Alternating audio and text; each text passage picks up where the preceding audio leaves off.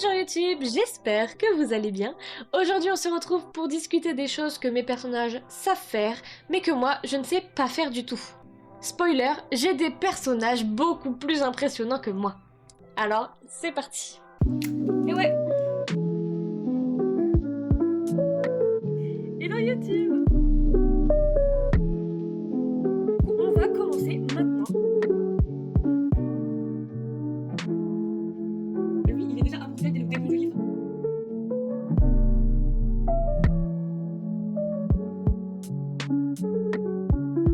Mes héroïnes sont des déesses du combat. Moi, pas du tout. Dans mes romans, toutes mes héroïnes savent se battre, et quand je dis se battre, je parle de niveau légendaire. Morgana dans Erlendum tire à l'arc en plein galop sur un cheval fougueux. Mona dans Au-delà des cieux manie poignard, épée et ses poings comme une reine de l'arène. Elle pourrait mettre KO n'importe qui en 2 gestes bien précis. Camélia dans Lien caché et Nova dans Supernova manie le pistolet avec une élégance et une précision chirurgicale. Elles visent en une fraction de seconde et ne loupent jamais leur cible. Enfin, dans La dernière prétendante, le livre que je suis en train de programmer, Tiara et toutes les autres candidates savent se battre avec n'importe quelle arme. Épée, lance, dague, bâton, caillou. Et tout ça en robe de bal s'il le faut. Elles sont entraînées pour survivre à des épreuves où rater, c'est mourir.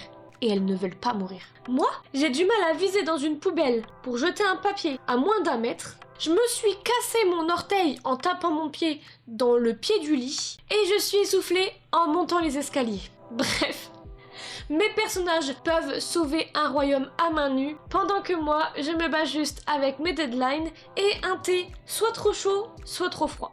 Ensuite, mes personnages sont de vraies enquêtrices de l'ombre. Camélia, Anémone et Iris, dans Lien caché, ne se contentent pas de pleurer leur père.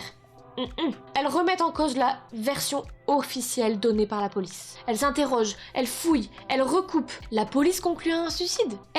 Elles cherchent la vérité, même si ça veut dire risquer leur vie ou remuer de secrets familiaux profondément enfuis. Maud, dans Cœur en itinérance, reconstitue le puzzle de son passé pour retrouver ses parents biologiques. Entre archives, indices flous et émotions complexes, elle fait preuve d'une persévérance et d'une logique implacable. En gros, mes personnages ont des cerveaux calibrés pour des escape games de niveau expert, avec compte à rebours dramatique et tension maximale. Moi, j'oublie régulièrement mon mot de passe, ma tasse de thé et parfois pourquoi je suis rentrée dans une pièce. Je me mets à pleurer si je ne retrouve pas mon chat au bout de 10 minutes. Mais bon, c'est aussi ça la magie de l'écriture. Je peux inventer des génies de l'enquête sans avoir besoin d'un QI de détective de moi-même.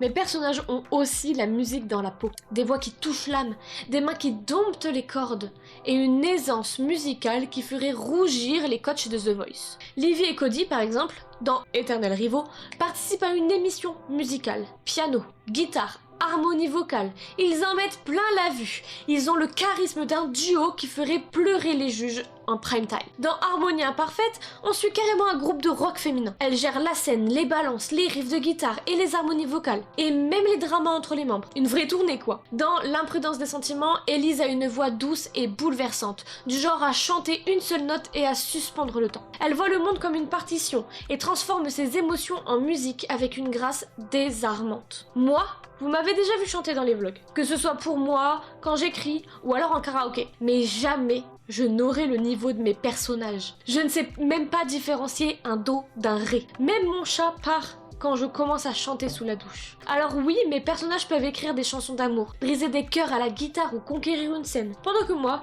j'essaie juste de ne pas chanter faux en écrivant leur histoire. Ensuite, parlons de captiver une foule entière avec un discours charismatique. Parce que oui, mes personnages savent parler. Pas juste parler, non. Inspirer, convaincre, captiver. Quand ils ouvrent la bouche, les foules se taisent. Quand moi je parle, j'espère juste de ne pas m'étouffer avec ma salive. Eléa, dans La promesse d'Idris, c'est une princesse puis ensuite une reine. Elle fait des discours devant des cours entières, dans des cérémonies, en pleine guerre ou en temps de crise. Sa voix ne tremble pas. Elle porte des mots comme une arme diplomatique. Livy, Luna et Lou, dans ma saga éternelle, sont des leaders nés. Elles prennent la parole devant des caméras, des foules, des opposants. Elles improvisent des discours qui font vibrer tout un mouvement. Vraiment incroyable. Et je terminerai par Marinette, dans Sous contrat, qui est étudiante en droit et une avocate redoutable. Elle plaide devant des jurés, devant des juges, avec une maîtrise parfaite du rythme, des silences, de la tension dramatique. Elle pourrait retourner un procès d'un seul mot. Moi, si on me tend un micro, j'ai les mains moites. Je prépare un speech de 10 minutes pour mon oral, j'en oublie 8. Je bafouille quand je commande une pizza au téléphone. Et quand je suis fatiguée, j'arrive même plus à placer 2 mots correctement. Mes personnages prennent la parole comme on brandit une bannière. Ils savent convaincre, unir, changer des destins avec une simple phrase bien placée. Moi, j'écris leur discours en pyjama avec une tasse de thé et la peur panique de devoir un jour lire un extrait à voix haute. Maintenant, parlons de mes personnages qui affrontent des épreuves extrêmes. Pas de petites galères du quotidien, non. Je parle de vraies conditions de survie, où une erreur peut coûter la vie. Dans La Promise d'Idriss, Eléa et Gabriel évoluent dans un monde dystopique, où chaque ressource est précieuse, chaque parole est politique, et chaque instant peut être fatal. Ils survivent à des conflits, à des trahisons, à des privations, et même hors du post-apocalyptique. Mes personnages bravent l'impossible. Dans La Dernière Prétendante, Tiara et les candidates affrontent des épreuves magiques mortelles, châteaux gelés, illusions trompeuses, des labyrinthes piégés.